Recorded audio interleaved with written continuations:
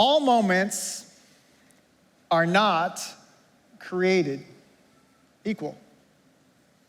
There are ordinary moments in life, and life is just happening. And then there's extraordinary moments, the supernatural moments, like yesterday in the water as someone's getting ready to be baptized, and they look up and they realize who God is and how much he's loved them all their life. And they go under the water and they come up, and there's this sense of, this is a moment I will never forget for the rest of my life. Maybe you remember the moment you first prayed and asked Christ into your life, or the moment you first shared your faith and you realized that God used your life and your words to shape someone's eternal destination, and you could hardly believe that God used you in that moment.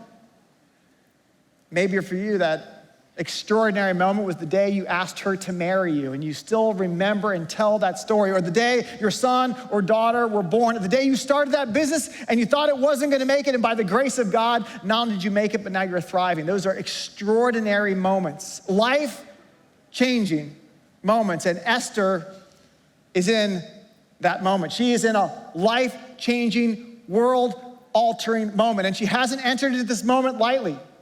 She is the little orphan girl that's Jewish named Hadassah, who is risen to be queen of Persia.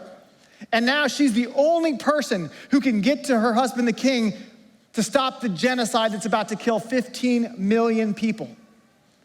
And so she's fasted, she's prayed, she's waited, and now she's come into the presence of the king. Though it's against the law, she's risked her own life. And the king has extended the golden scepter to say, Esther, my queen, what is it that you want, that you would risk your life to ask me?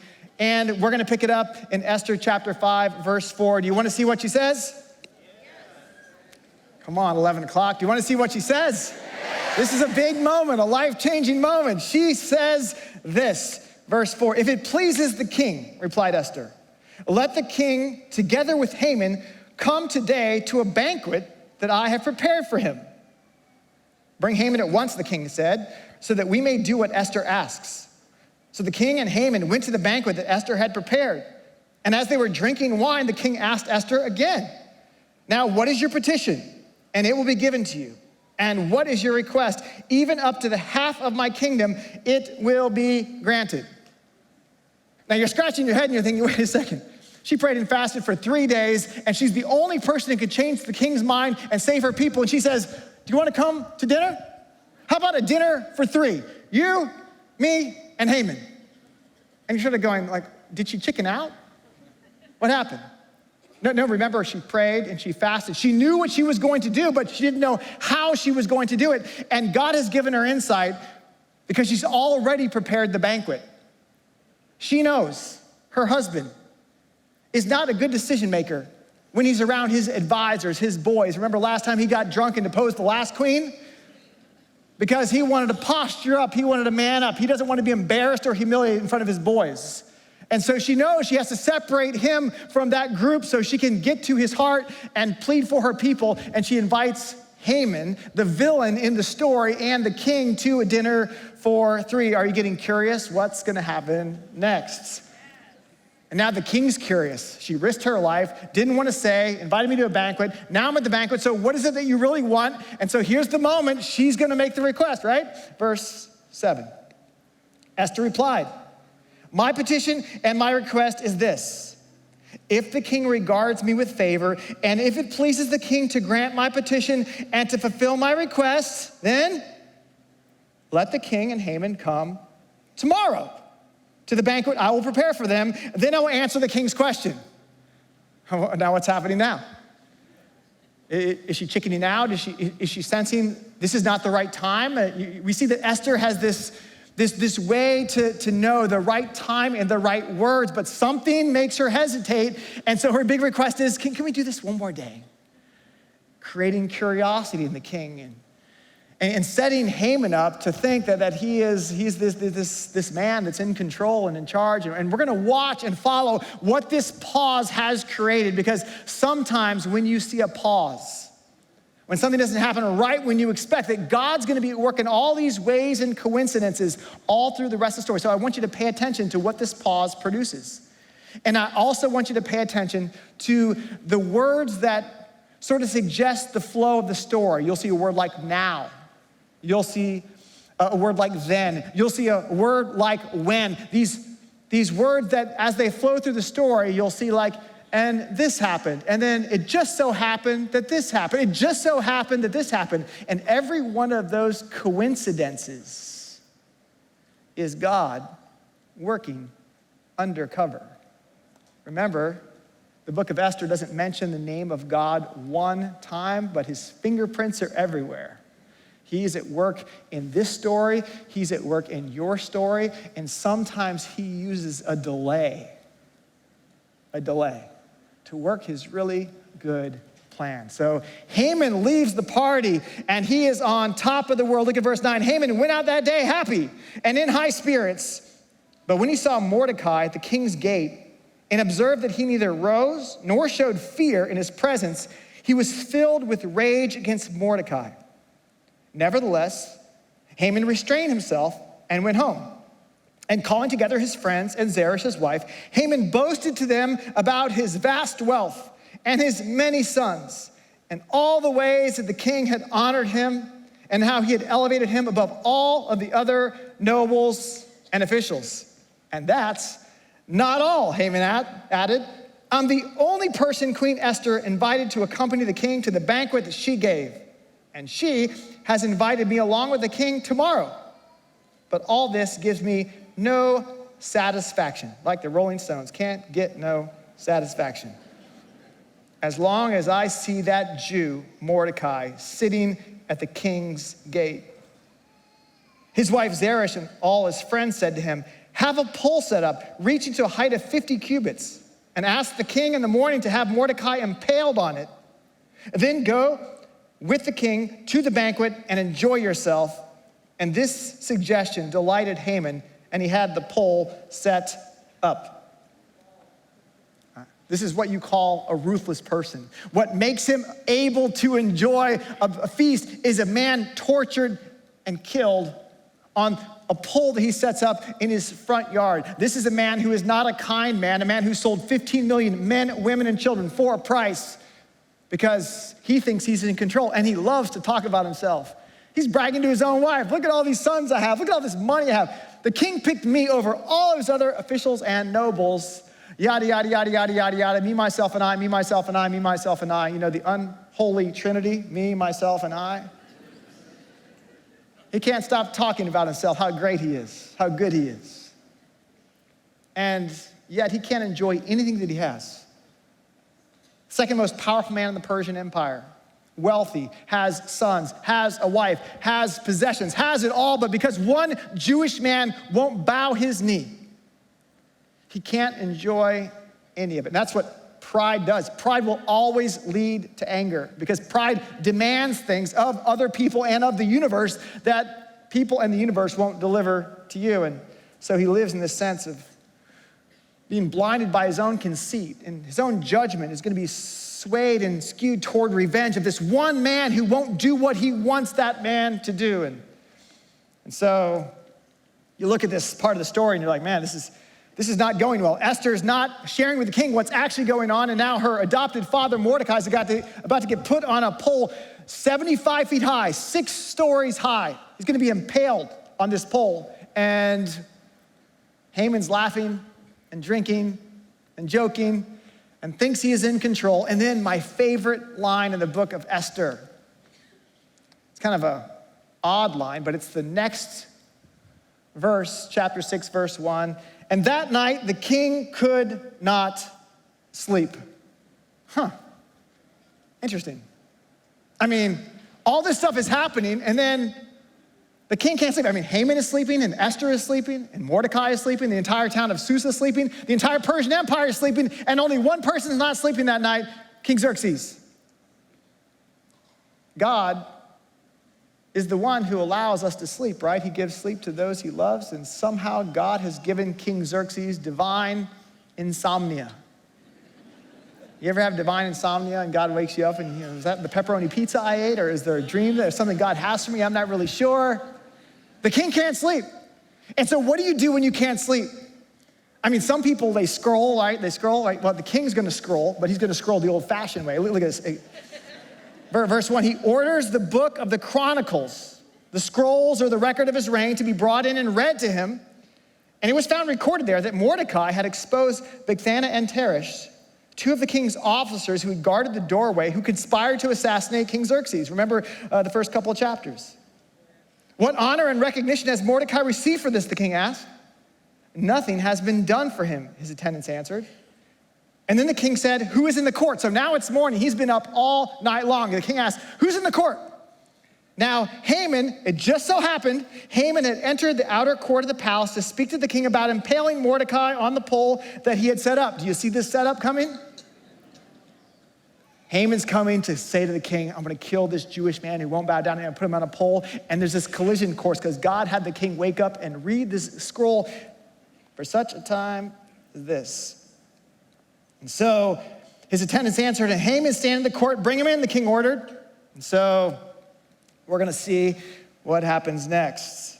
Verse 6, when Haman entered, the king asked him, what should be done for the man that the king delights to honor? Now Haman's like, oh, this is perfect because who would the king want to honor more than me? He's always thinking about himself. He's at the top of his own mind. And so he's gonna imagine now, man, I'm already the second most powerful man, but man, if people could see and recognize that I'm the man that Xerxes trusts, and maybe if he dies, I could be the king. Like, I want to be up there. So he's gonna make this extravagant request of the king because the king's gonna delight to honor someone. Here's what he says. He comes up with this great plan. Verse 7, he answers the king. For the man the king delights to honor, have them bring a royal robe that the king has worn and a horse that the king has ridden and one with the royal crest placed on its head.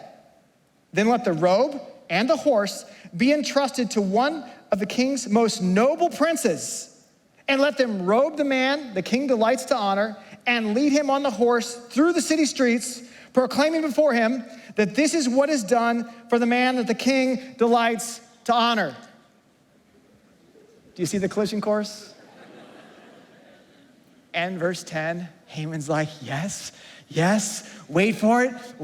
And the king says in verse 10, go at once and get the robe and the horse and do just as you have suggested for Mordecai, the Jew who sits at the king's gate, and do not neglect anything that you have recommended. Come on, people. This is what you call delicious irony, okay? Haman thinks he's pulling the strings. He thinks he's in control. He thinks it's all about him. And now, as he walks in to request the death of this man that he despises, he's now gonna lead him through the streets saying, this is what is done for the man the king delights to honor. This is what you call a divine reversal. Now, I want you to listen to this and try not to smile. It's gonna be really hard. So Haman got the robe and the horse, and he robed Mordecai. That had to be tough. And he led him on horseback through the city streets, proclaiming before him, this is what is done for the man that the king delights to honor. And afterward, Mordecai returned to the king's gate. But Haman rushed home with his head covered in grief and told Zeresh, his wife, and all his friends everything that had happened to him. And his advisors and his wife Zeresh said to him, since Mordecai, before whom your downfall has started, is of Jewish origin, you cannot stand against him. You will surely come to ruin. And while they were still talking with him, the king's eunuchs arrived and hurried Haman away to the banquet that Esther had prepared. You get a sense of what's happening? The story's getting really, really good. And there's this like leaning in, like what, wait, what happened? And it just so happened, and it just so happened, and it just so happened. And here's one of the things that we can pull out of this right away. Like, if you wanna walk in life as a humble person, then you never have to worry about being humiliated. So we all get to pick in life. Do I wanna be humble or do I wanna be humiliated? And interesting, Mordecai doesn't say a word as he is paraded around the town from the guy that wants to kill him. And he doesn't say, take me to the king's palace. No, he's content to be picked up at the city gate and dropped off at the city gate with no sense of entitlement or presumption or demands. He just like, oh, I received that honor and just sort of keeps on going. But Haman covers his head with grief and runs home completely humiliated. And now his wife and his friends, who have been boosting up his head for the last couple of months, suddenly turn on him, which means don't take advice from stupid friends. Okay, this is the lesson here. They've been telling him, you don't like him, set up a poll, kill him. You can do whatever you want, you're the man. And now they say, oh man, this is not good. You're doomed. And listen, they're gonna spout off some really good theology in the process. They're gonna say, because he is a Jew, and you've set your heart and mind against him, now God has set his heart and mind against you. Where do they get that from? It's not just that the Persians were superstitious. It's that there's a promise all the way back in Genesis chapter 12 that God makes to Abraham. He says to Abraham, you're gonna be the father of many nations, and I'm gonna bless the whole world through you. And those who bless you, I will bless, and those who curse you, I will curse. Whoa. Remember, we've been talking through this series, anti-Semitism has been around for a long time. And the Jew has attended the funeral of every nation that's tried to exterminate her, right?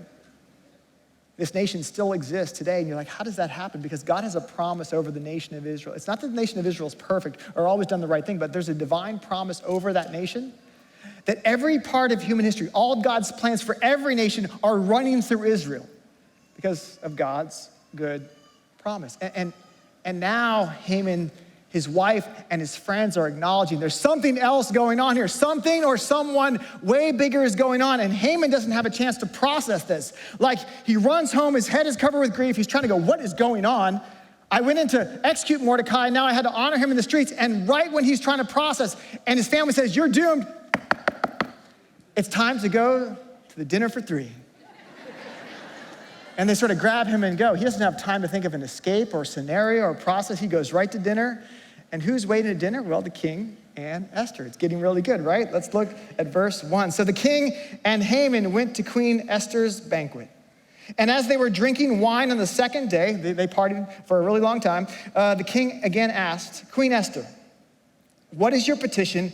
And it will be given to you. What is your request? Even up to the half of my kingdom, it will be granted.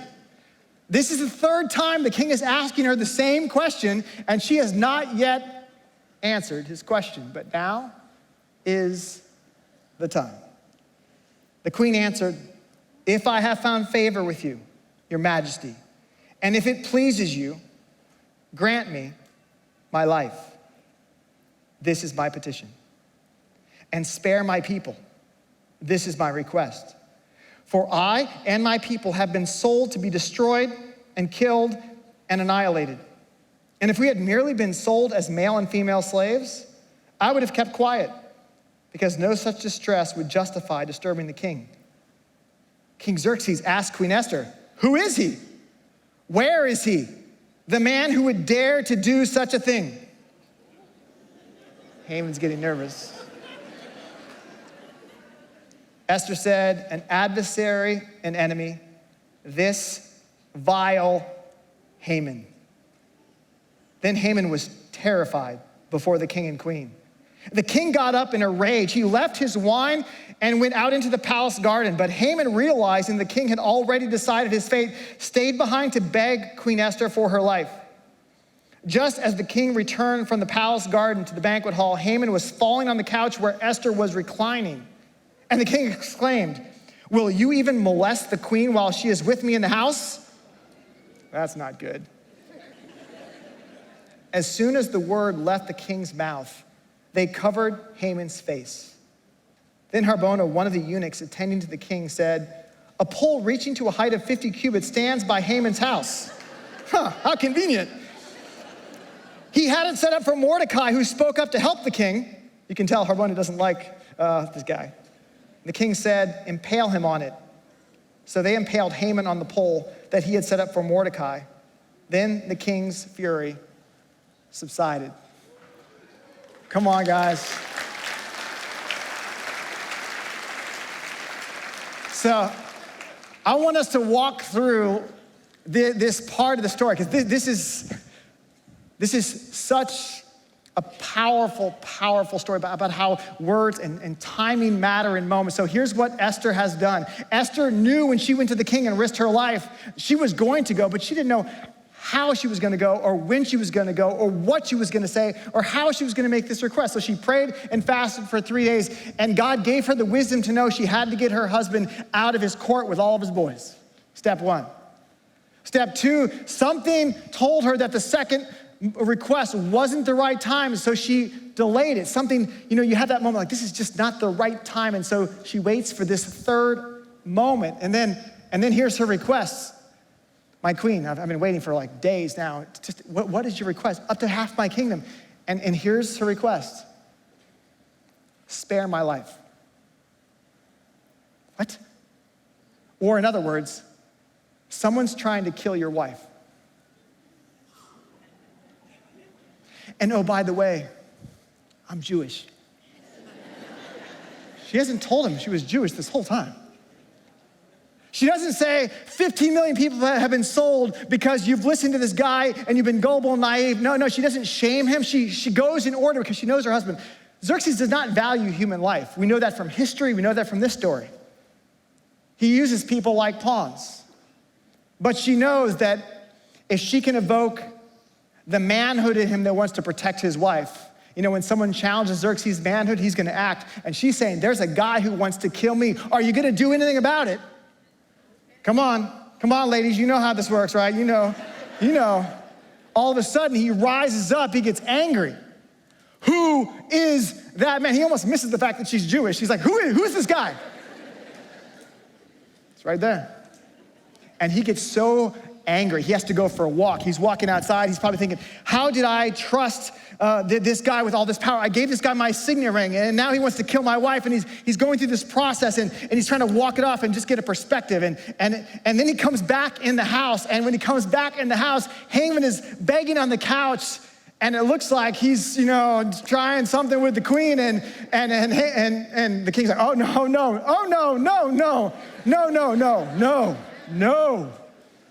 And right when he said, no, they just put a bag over Haman's head, which means that you're a dead man.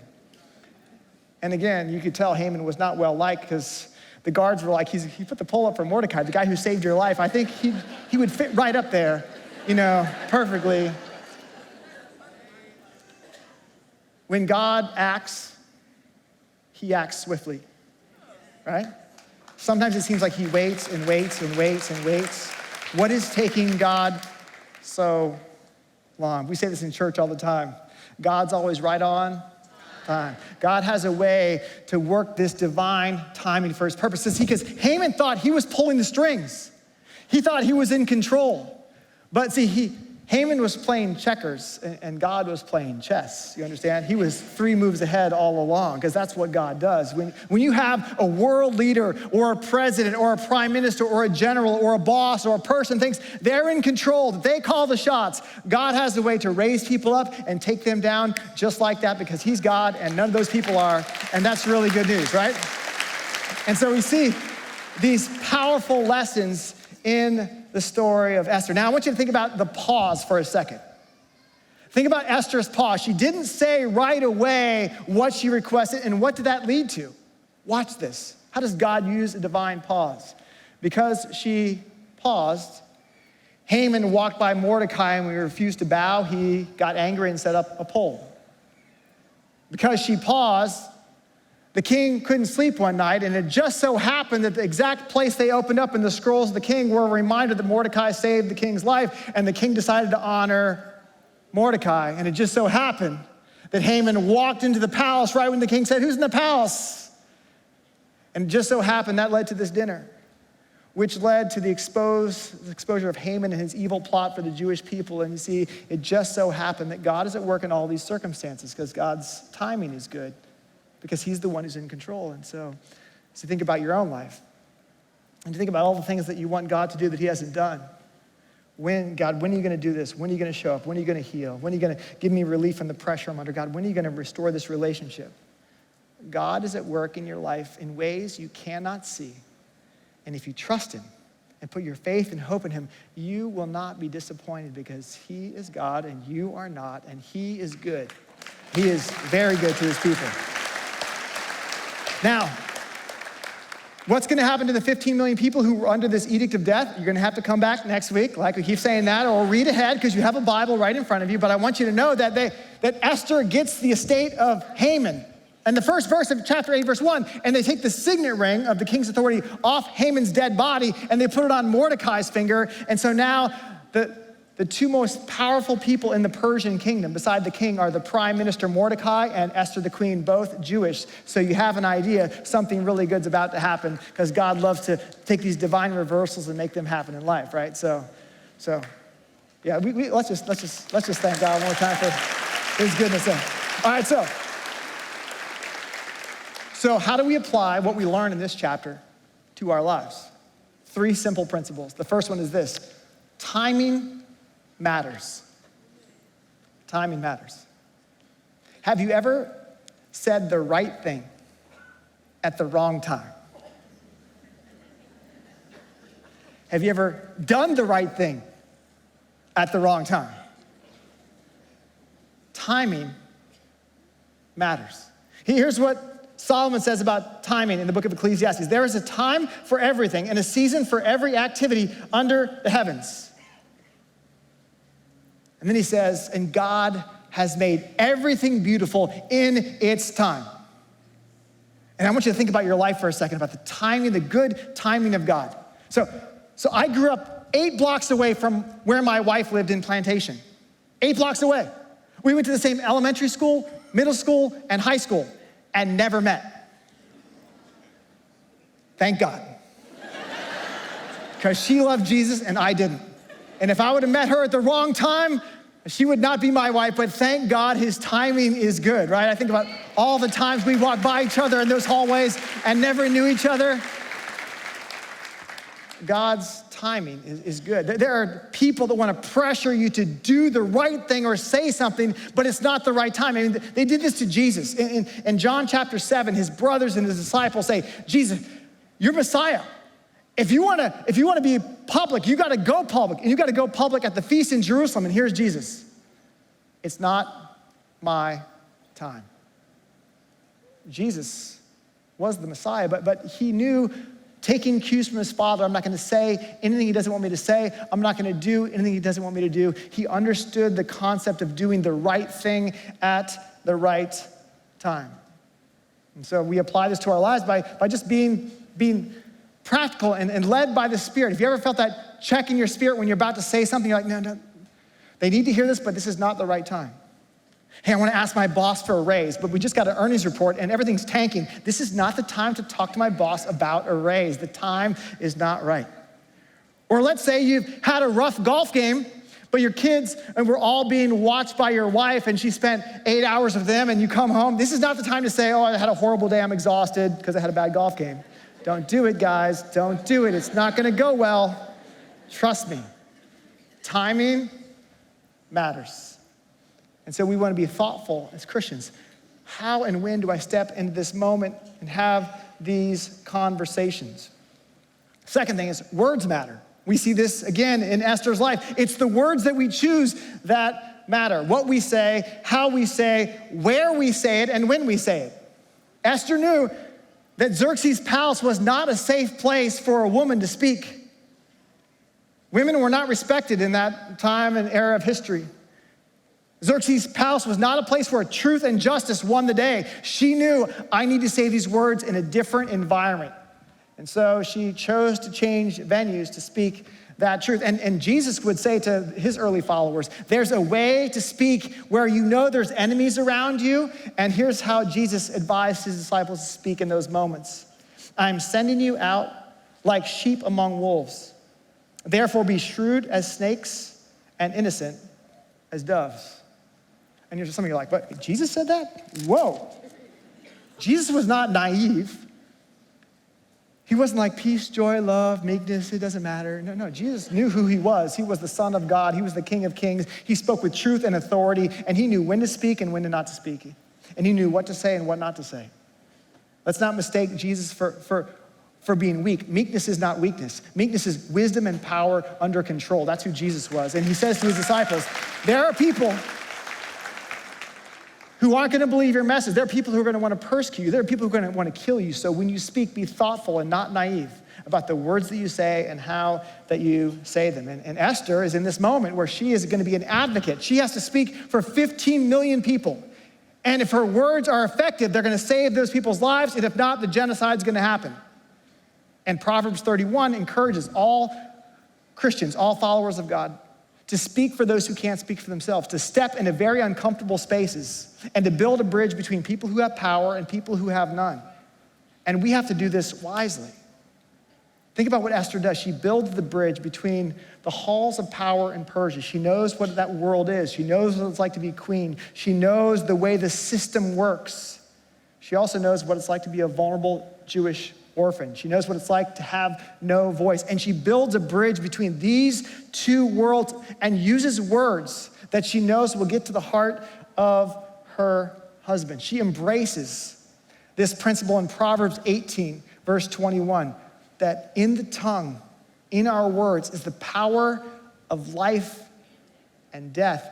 And then Solomon says, and those who love it will eat its fruit. In other words, if you can understand that words matter, that words have power, and you can learn to craft those words, being led by God's Spirit, that you could not just help yourself, but you could change the life for countless other people. And that's, again, what Esther does, this beautiful way she builds this bridge and has this conversation with the king, because the reality is people don't like to change. If people have decided they believe something, there's this resistance to changing their mind or changing their behavior that exists in every person that we'll ever talk to, including the person you see in the mirror. That's you. And so, how do we build that bridge? Well, part of it is the way we use our words. I want to give you an example. So David, the little shepherd boy that killed Goliath, he became king of Israel. He wrote more than half the songs in the Bible. He was described as a man after God's own heart, but at a very low moment of his life, he slept with another man's wife and then killed that man to cover it up. And for 9 months, he acted like it was no big deal, like nothing happened. He's just living life. Adulterer, murderer, and according to the biblical record, no one brought anything up to him. Maybe they were afraid, maybe they didn't know what to say. And for 9 months, he lived a lie. Until one day, a prophet named Nathan came to him. And Nathan said, King, I have a situation.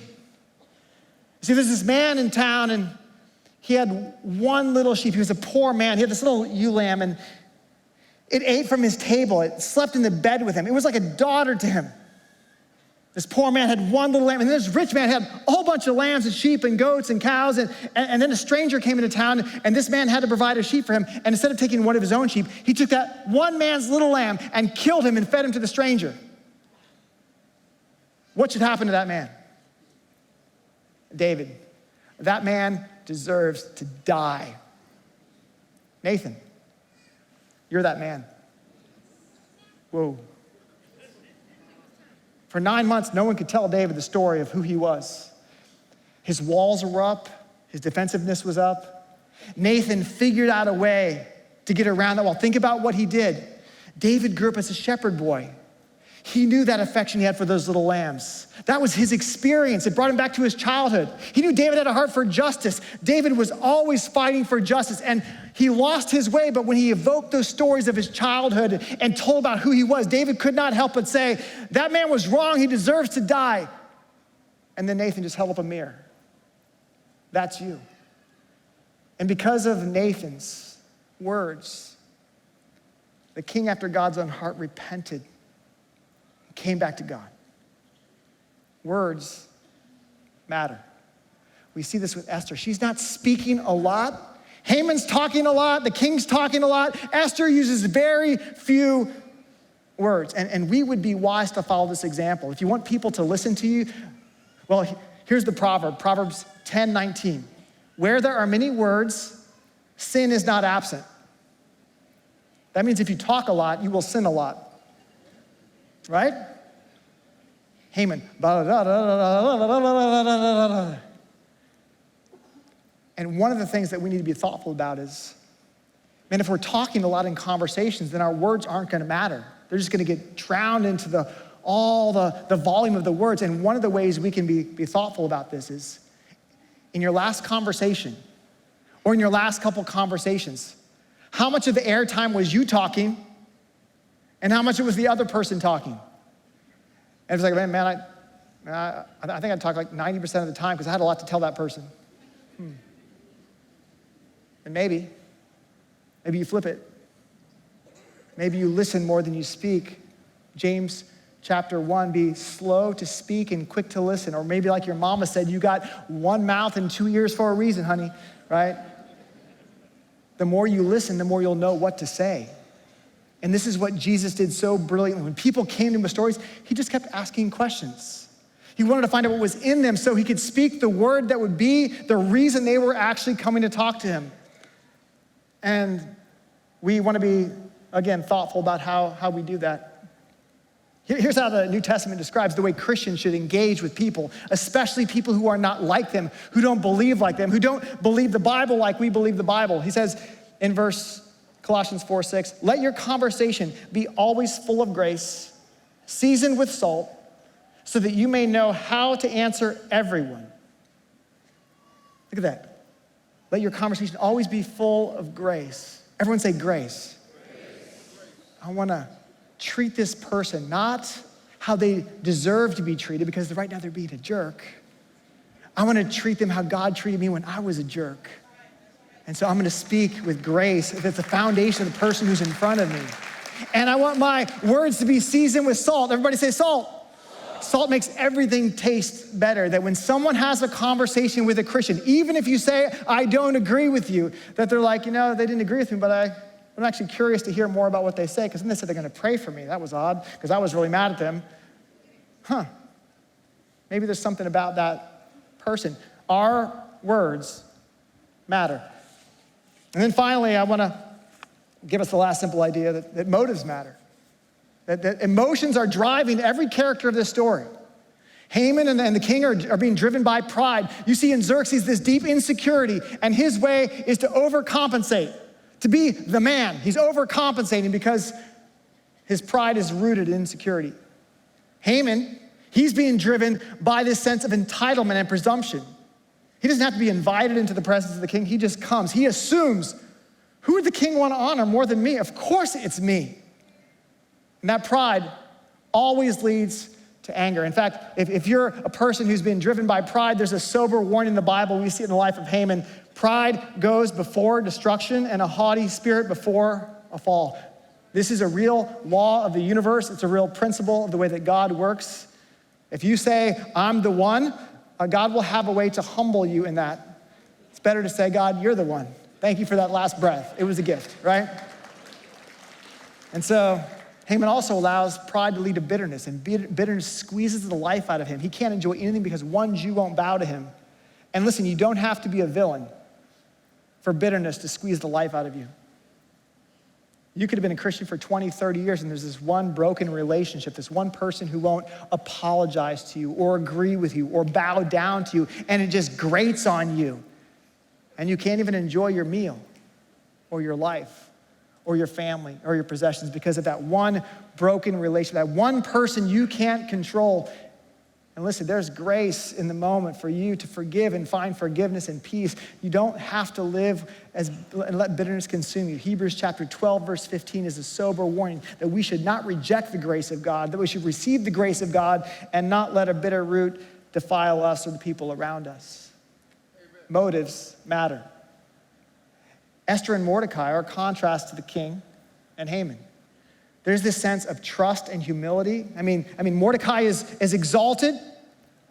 He's brought from the king's gate back to the king's gate and doesn't say, take me to the palace. Doesn't say, put that ring on my finger. Doesn't say, I deserve. Doesn't say, well, it's about time. You could have honored me like 5 years ago when I helped you and saved your life. Just quietly receives the honor, doesn't demand anything, and just trusts God for what's left. Esther in the same way. She comes to the king by invitation in humility. And the reason we know that continues in their life is because in the next couple of chapters, they're gonna get all the money, all the power, all the possessions, and all the privileges, and yet they don't change because they weren't being motivated by themselves. They were being motivated and animated by the God who created them, who put them in this kingdom for such a time as this. Motives matter. And life has a way to reveal our motives. Let me say that again. Life has a way to reveal our motives. If you're leading a small group because you want everyone in the group to see how spiritual you are, if you serve because you serve to be seen, then when people don't recognize you or see you, you'll stop serving at some point because you were doing it for another reason. But if you do it for God and no one notices, you're gonna be good no matter what. Right? If you're an athlete and it's all about winning, and then you lose, it'll reveal what's in your heart, what's driving you. If your life is wrapped up in your kids and their success, and you're living so much in your identity as a mom or a dad, and then when they don't do what you raised them to do, and now your whole world is crushed, it reveals the motives that maybe you haven't let go. Maybe there's more of an idolatry there than that you want it to be, and you want to say, God, I don't want my identity to be rooted in my success or failure, in what my kids do or not, and how much money I make. I want my identity to be rooted in you. I want to be one who serves you, and I trust you for everything else. There's something powerful that happens when we allow that to happen, right? And so the last thing I want to share is you're going to have a conversation this week with someone that you don't see eye to eye with. Trust me, it's going to happen. They might be like an advocate for Israel or an advocate for Palestine, and there's always so much complexity there. But there's going to be a moment. You're going to talk to someone who's super conservative or super progressive, and there's going to be that moment. You're going to talk to someone who's totally pagan or totally illegalist. There's going to be that moment. You're going to be talking to someone who's of this generation or this generation who sees the world completely different, and there's going to be that moment. And here's the question. In that moment, the motive for the conversation can be one of two things. Is it, I want to win this argument? Or is it, I want to win this person? Because motive matters. If you want to win the argument and post it on social, I shut that guy down, I told him the truth, I feel so good. Good for you. Your words were not seasoned with salt. They weren't founded in grace. And they didn't represent Jesus. But you won the argument. Or the more humble way that never gets posted on social media is the prayerful conversation that leans in and says, I know we don't see things the same, but here's why I believe what I believe. And I really enjoyed our conversation. And I hope we can have another conversation. And I'm praying for you. And that leaves an aroma. You know, those Christians, I don't know what it's about them. I curse at them, they don't curse back. I insult them, they don't insult me back. They say they love me, they're praying for me. What's wrong with those people? And yet they lean in because they're curious. And so if you've been working hard and no one's recognized you, if you've been enduring persecution and staying the course like Mordecai and Esther did for years in this situation, and it didn't seem like it was ever working out, there's a word for you in the book of Hebrews chapter 6, verse 10. God is not unjust. He will not forget your work and the love that you have shown him as you've helped his people and continue to help them. Christian, God is not unjust. He sees you. He has a reward for you. And you don't have to give up because he is always at work in your life, and in the end, we will reign with him. That is sure. Let's celebrate our Savior and his grace in our lives. And let's pray. Father, thank you for this word. So much here. I pray that we could apply in just some small ways to our lives, that we would learn to have a respect for timing and for the words that we say, and be thoughtful about what's driving us to do what we do. And that you would use us as an aroma, as the salt of the earth, as the light of the world this week with the people you put right in front of us. That we could be a witness, Jesus, of your goodness. It's your kindness that leads us to repentance. And we pray this in Jesus' name.